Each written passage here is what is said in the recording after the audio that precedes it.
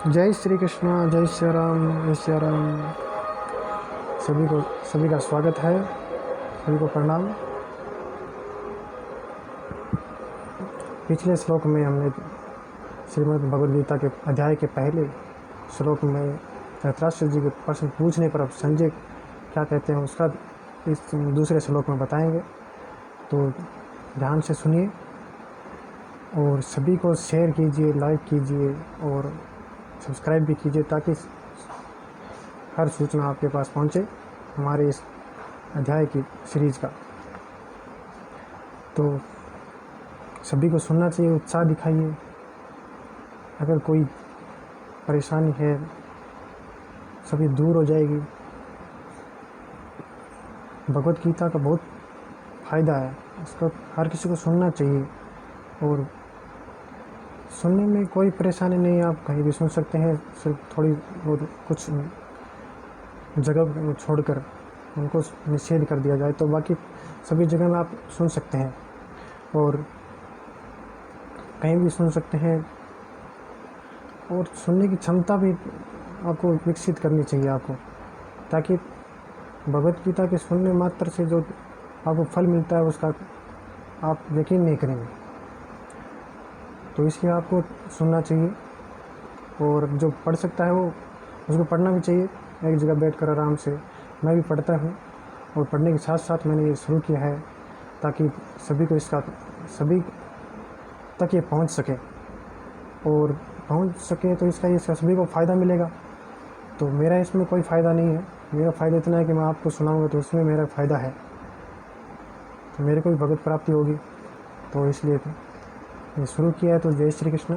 हम आगे प्रकरण अध्याय का पहले का श्लोक दूसरा शुरू करते हैं और 2 लाइनों में अध्याय का पहला श्लोक दूसरा श्लोक पूरा हो जाएगा। तो इसके बाद में प्रत्येक शब्द का अर्थ बताया है हमने, उसको बारीकी से समझते हैं, ठीक है। तो जिसको सिर्फ श्लोक का अर्थ और देखना है वहाँ तक वो सुने और बाकी आगे सुन सकता है जिसकी सुनने की क्षमता हो कि प्रत्येक शब्द का क्या अर्थ है यहाँ पे। तो शुरू करते हैं। जय श्री कृष्ण। अब संजय उत्तर का जवाब देते हैं जो धृतराष्ट्र जी ने पूछा था, ठीक है। संजय वाच दृष्ट्वा तु पांडवानिकं व्यूढं दुर्योधनस्तथा आचार्य मोक्षंगम्य राजा वचनम ब्रवीत। संजय बोले, उस समय राजा दुर्योधन ने व्यूह रचना युक्त पांडवों की सेना को देखकर और द्रोणाचार्य के पास जाकर यह वचन कहा। प्रश्न, दुर्योधन को राजा कहने का क्या अभिप्राय है?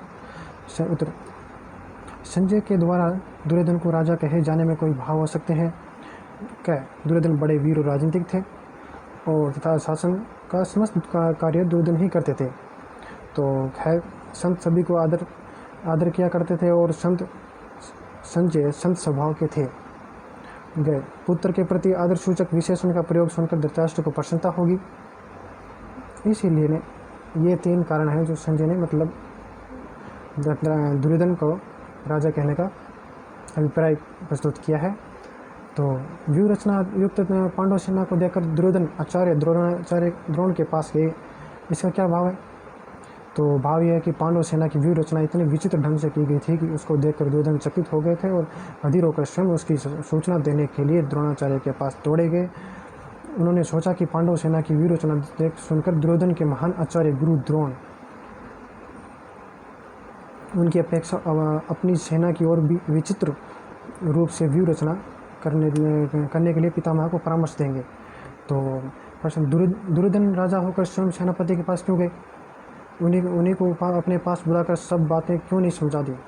यद्यपि पितामह भीष्म प्रधान सेनापति थे, परंतु कौरव सेना में गुरु द्रोणाचार्य का स्थान भी बहुत उच्च और बड़े ही इस उत्तरदायित्व का था। सेना में जिन प्रमुख योद्धाओं की जहाँ नियुक्ति होती है, यदि वे वहाँ से हट जाते हैं तो सैनिक व्यवस्था में बड़ी गड़बड़ी मच जाती है। इसलिए द्रोणाचार्य को अपने स्थान से न हटाकर दुर्योधन ने ही उनके पास जाना उचित समझा। तो इसके अतिरिक्त द्रोणाचार्य वयोवृद्ध और ज्ञानवृद्ध होने के साथ ही गुरु होने के कारण आदर के पात्र थे। तो दुर्योधन को उनसे अपना स्वार्थ सिद्ध करना था, इसलिए भी उन्हें सम्मान देकर उनका प्रिय पात्र बनना उन्हें अभीष्ट था। परमार्थिक दृष्टि से तो सबसे नम्रतापूर्ण सम्मानयुक्त व्यवहार करते ही है। राजनीति में भी बुद्धिमान पुरुष अपना काम निकालने के लिए दूसरों का आदर किया करते हैं। तो इन सभी दृष्टियों से उनका वहाँ जाना उचित ही था। तो ये दूसरा श्लोक भी पूरा हुआ। जय श्री कृष्णा। और इसको आगे शेयर कीजिए और सब्सक्राइब करें, लाइक करें। आपको फिर से जय श्री राम। सभी भक्तों को प्रणाम।